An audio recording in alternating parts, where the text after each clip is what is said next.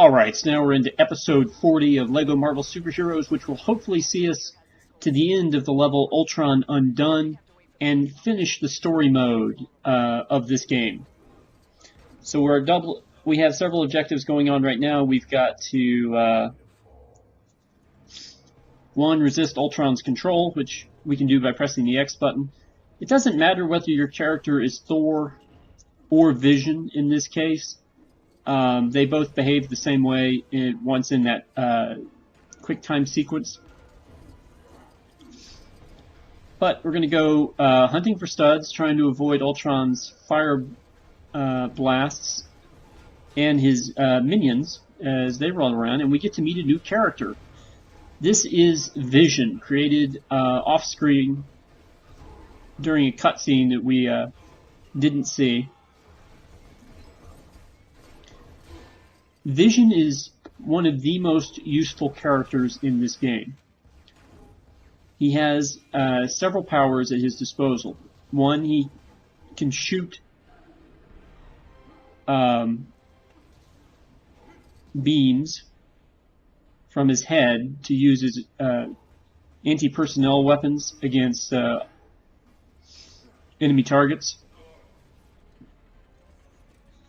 The second thing he can do is Vision can fire a laser to cut through gold Lego objects. So those two abilities already, you can see him having some of the abilities we normally associate with Iron Man.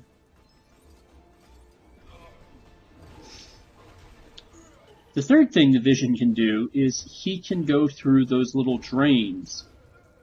So he can make himself ethereal, and he can go into storm drains and then out wherever the other side of the storm drain is in order to see what's there. The fourth thing Vision can do, he has mind control powers since he was created around the Mind Stone.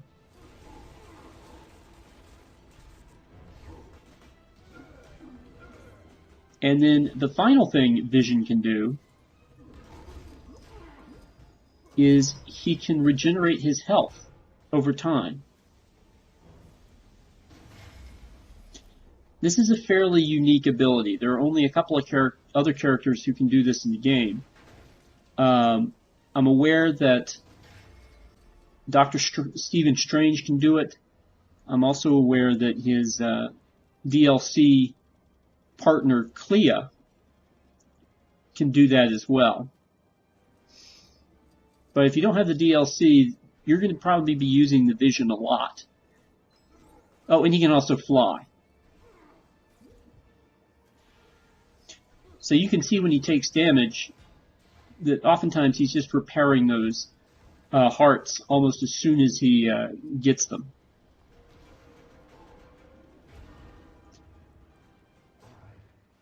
Now in the story mode, you might as well, if you're going after studs, leave Ultron stuck in the bell and run around the level and see what you have access to. And there I go. There's an example of Vision defeating the QuickTime event. Vision also has a very emphatic melee attacks, and so he can affect a larger area, or at least it appears that he can affect a larger area of impact.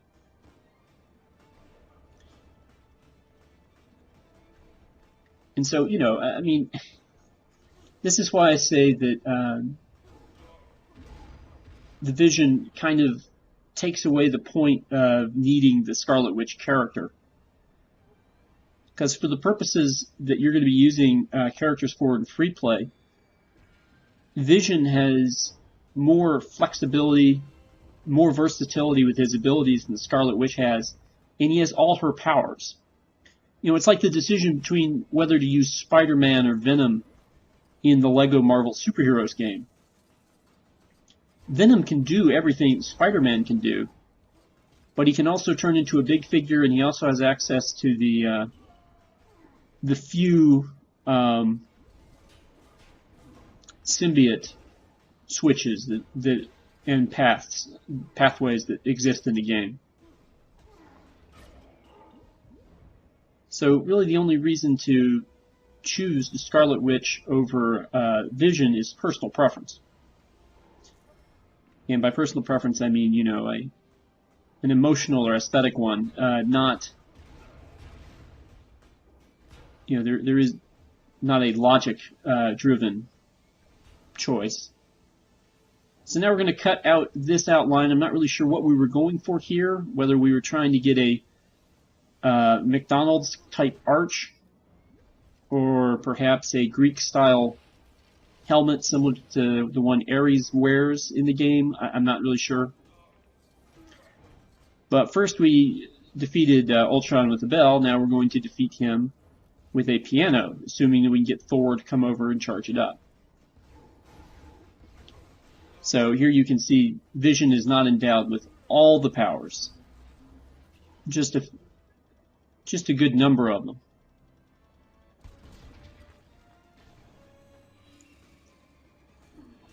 And although you'll see cutscenes of Vision using Mjolnir, you won't see Vision with that capability in free play. If you want a character to have Mjolnir, you're going to have to give it to him. Now, when you unlock the Vision, you'll have access to all of the Vision's. You'll have access to the Vision's face in Lego build mode, and that will give you access to all of Vision's powers if you want to give a character Vision's powers. And yes, you could give Vision's character a Vision style character Mjolnir. In fact, you could create the Vision entirely yourself and just give him Mjolnir, and then he would have yet another power.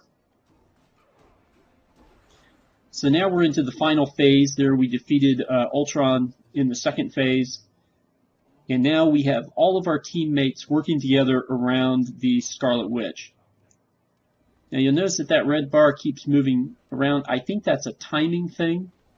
I don't believe it's a damage thing, because I've never seen anybody fail this mission. All right, so we get a little bit of a cutscene here. We're trying to protect that thing, whatever it is. You know, this is the thing that's going to cause I assume it's going to cause everything to work. This is the thing that Tony and Thor are going to try to blow apart. All right, the game's prompting me to use the Scarlet Witch's power there. I sort of missed out on that, and I'm also still hunting for studs. So I've switched to the Black Widow, who, you know, 2 guns gives access to a lot of studs quickly, assuming they're there to be found.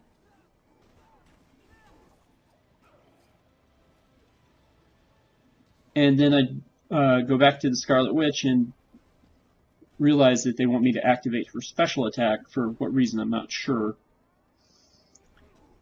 But the reason they want me to activate is because it will set up a super move for a couple of the Avengers here. And so, since we got access to Black Widow, Hawkeye, and Quicksilver, it's going to be a couple of these. And in this case, it is Hawkeye and Quicksilver.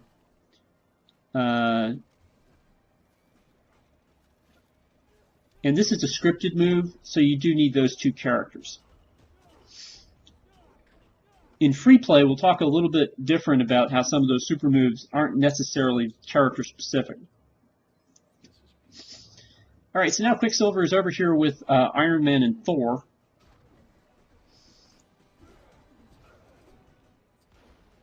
And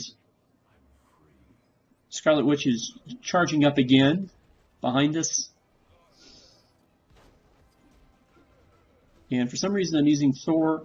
I probably use Iron Man in most scenarios if I was given these choices. She must have completely charged up the second time, so the game's just kind of giving me that clue. So she's ready to create another, or create another super move platform.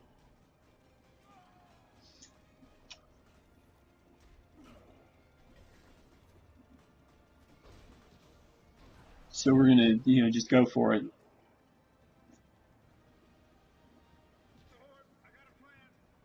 And this super move is relatively unique because it's between Iron Man and Thor. So finally, on the Mark 45 Iron Man suit, which again has all the capabilities that the Mark 43 and Mark 42 suits had. It can call for Iron Legion reinforcements. It can still do all the things that you're used to Iron Man suits doing, including the lasers and the repulsor fire. And now we have Iron Man and Thor ready to do their special moves. So Thor supercharges Iron Man, and he now moves around to this part of the battle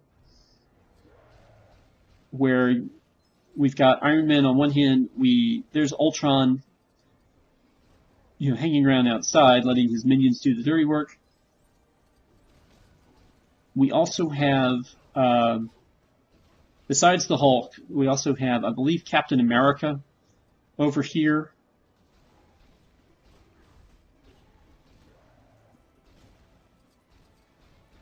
And Vision. So this is a very strong quartet of characters here.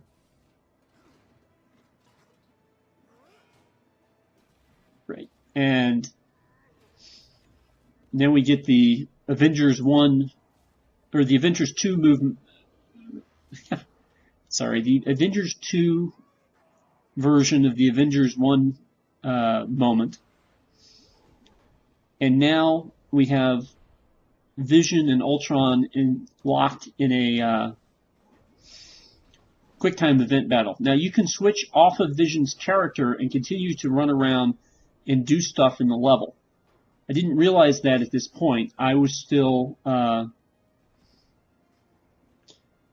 was under the impression that I had to fight out that battle, and that battle leads to this scene where Thor, Iron Man, and Vision all combine to take out this version of Ultron. So you're basically just going to keep pressing the X button until all three characters have charged up their beams. And there's a cutscene, and then we have success. So we've successfully defeated the story mode of LEGO Marvel's The Avengers. Now that doesn't mean we're done. We still have lots of stuff to unlock in this game. And part of the point of doing this blindly was to be able to show you all that, or at least most of it. You see, we didn't really get very far on the True Avenger rating. Here's the Iron Man Mark 45. There's Vision. Very glad to have him. War Machine, although we already had the Iron Patriot, so we didn't really gain anything new there. Some Ultron folks. And what we're going to do now is we're going to go do the rest of the DLC levels that we didn't do before. So that should be three levels. That's the Captain Marvel level, the Doctor Strange level, and the Black Panther level.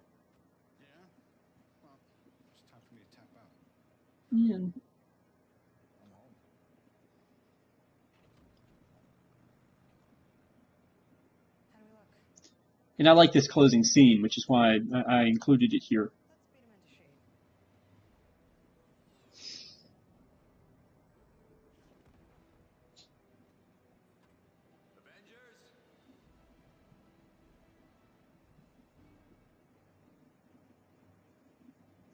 So we're going to do those 3 DLC levels in their story modes first.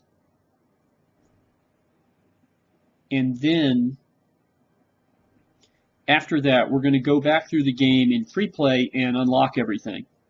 So if you if you didn't get enough of the story mode the first time, we will be going back through it, and hopefully everything will be kind of neater the second time. Plus, we'll be able to bring in a whole bunch of different characters, or as you'll probably notice, the same characters, just not the original ones, over and over again.